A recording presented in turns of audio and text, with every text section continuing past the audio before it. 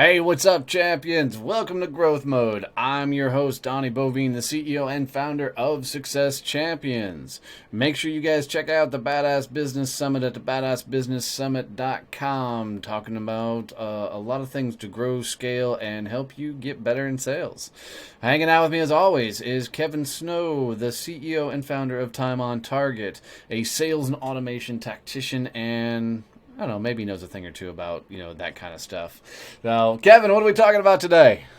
So I really wish today I had the ring bells from like a boxing match or MMA, because today we're going to be talking about the science versus the art of sales, and I'm thinking this is going to turn into a throwdown.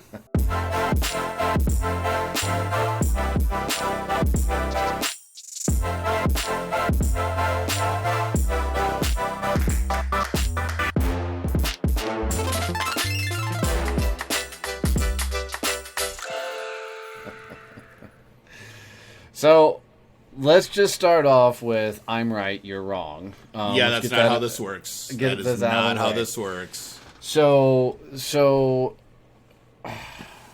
plant your flag. What stance are you taking so I can prove you wrong?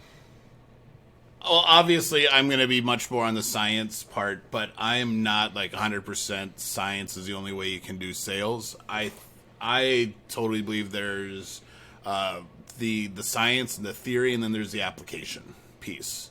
But I don't think you can do one with the other, one without the other.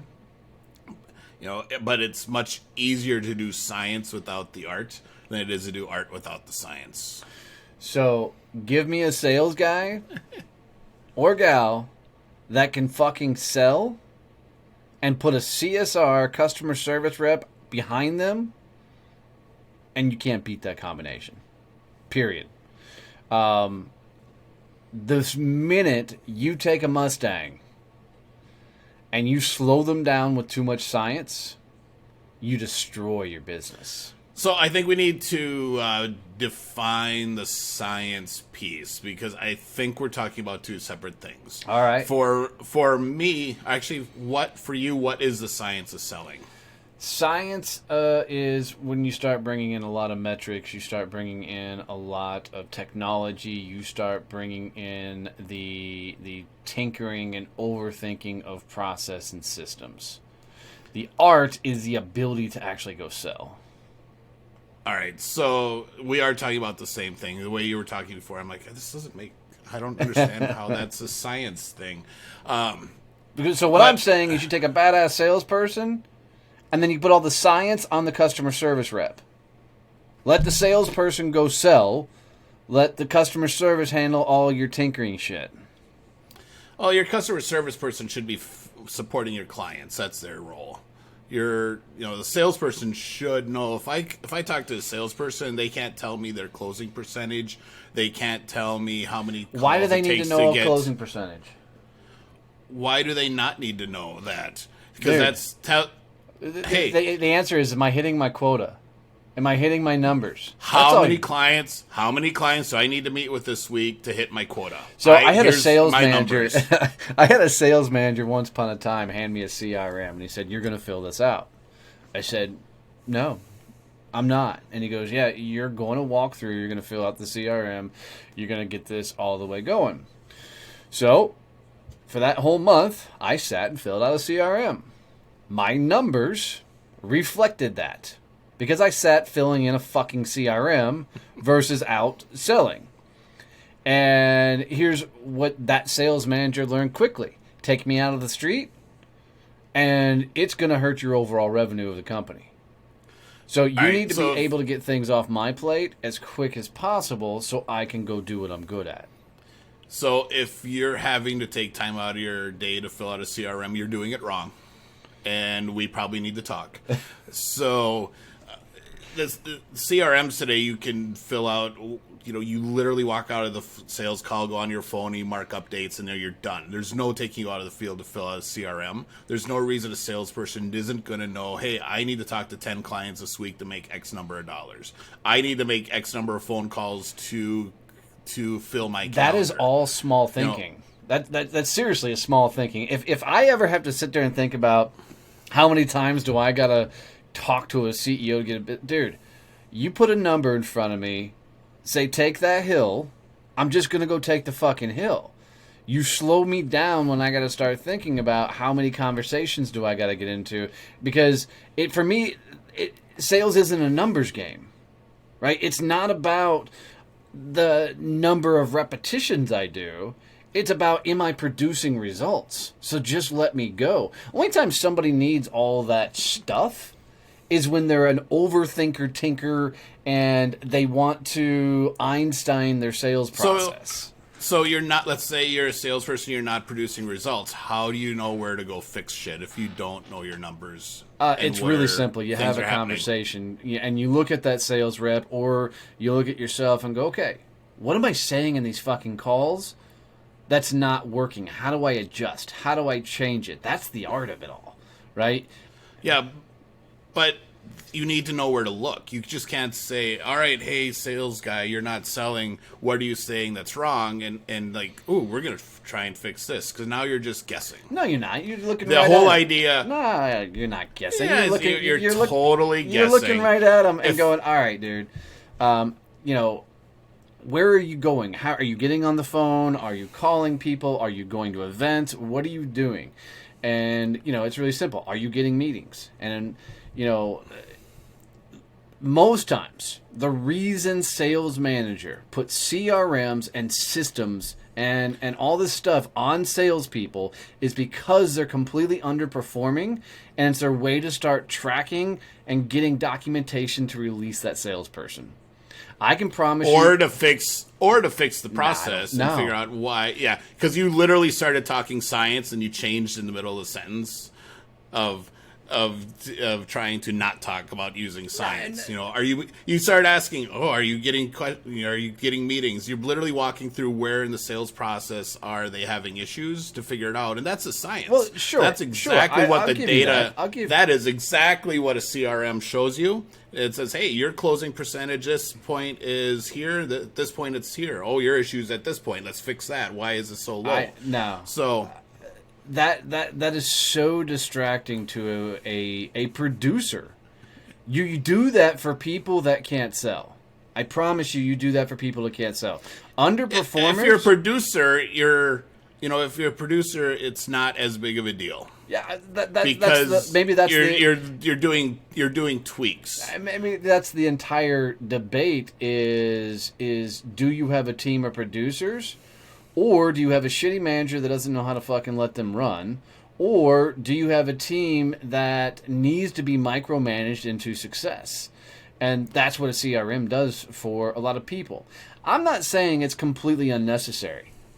There are some industries that you are known to have underperforming salespeople. Financial advisors, CPAs, people who are traditionally in non-salesy thinking roles. Fuck yes, you better be measuring everything with them, because that's the only way you can fire them. When you can say, you're not hitting your fucking numbers, get the fuck out. A normal sales team looks like a bell curve, though.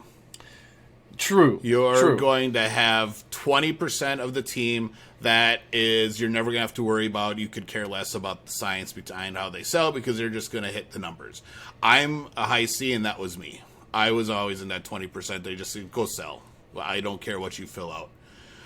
I did it because I wanted to know, because that was how I motivated myself to actually and I think do you my just said everything. Calls. That's how you're motivated. Yep. You're motivated by those numbers, by the CRM. It's a demotivation thing, and it takes me completely out of the selling. Yep. I mean, even for your reps that are just like at quota, and then one month they're at quota, the next month they're under quota, that science, though, is how you're going to get them to be consistently above quota. I don't see it. I don't see it, because for me, that salesperson's just not going to stick around, because if they're not hitting quota on a regular basis, we're going to have some hard conversations, and the conversations are going to be wrapped around, what are you doing? Better yet, where are you fucking up? And if a person can't self-evaluate, and they can't look at themselves and go, I'm just not having the right conversations. And I mean, getting to an appointment, right, cool, you can coach on that. What's said in the appointment, cool, you can coach on that. fucking worrying about how many dials and shit they're making, that's just a nuisance and nitpicky shit. It's irrelevant because, okay, I make 100 dials, I get an appointment. It takes 10 appointments to get a new deal. That's not a good way to train salespeople. That's a way to say, this is all the things you could be doing better. The way to train a salesperson is say, cool, grab a phone, go. Here's what you could have said better on that call. Here's what you couldn't have said better. A real sales manager is a coach that's going to hold them accountable and teach them how to do better. This is why, if you go back to the last episode, you can't be a business owner and outsource your sales process if you don't know how to fucking sell. It comes down to your job as a sales manager, as a business owner, is to guide your team to success. You got to know what intrinsically motivates them. You got to know what intrinsically drives them. And if you get them too caught up in the tinkering, the thinking, and all that stuff, you're holding them back. I don't think so. I don't think you're holding them back at all. I think it's especially on the manager side. Obviously, a sales guy, you don't want them sitting in the office looking at their numbers and just doing math all day. But your manager, that's the whole reason that the CRM is there, so that they can have visibility into the entirety of the process for their entire team and see where the differences are on when that sales rep leaves the company. Who gets that information? If a sales rep is terminated from that position, or they take a new job, who owns that information in the CRM? Well, the business does. Absolutely. That's the only reason for a CRM. No, that is not the only reason for a CRM. I mean, but I would tell you that if you have a high need for a CRM for your sales team, then you have the wrong sales team. There is a benefit to being able to track and know what's going on with clients. I like a CRM for that. To know specifically what's happening with clients so we can have conversations. But it's really easy to know if a salesperson is performing or underperforming. And then you go coach specifically to that. The idea of tracking how many dials, how many meetings, all that stuff is... Well, and that's not even the science that I like to track. That's the easiest, the most readily available information for most people is what they think of as like tracking dials. For me, the science that I like to track and that I always look at when I was working with clients was deep diving into their process and knowing the closing percentages at different stages. Because that allowed me to really focus in on, all right, we need to work on this stage and figure out why this stage is underperforming and why you're losing clients here. That becomes transactional sales. Because if you have to stay in such a stoic process, sales has just become transactional. I don't think it makes it transactional though, because it's looking at how do I fix my art. I think the entire so problem that we don't lose clients. Is how you and I are wired.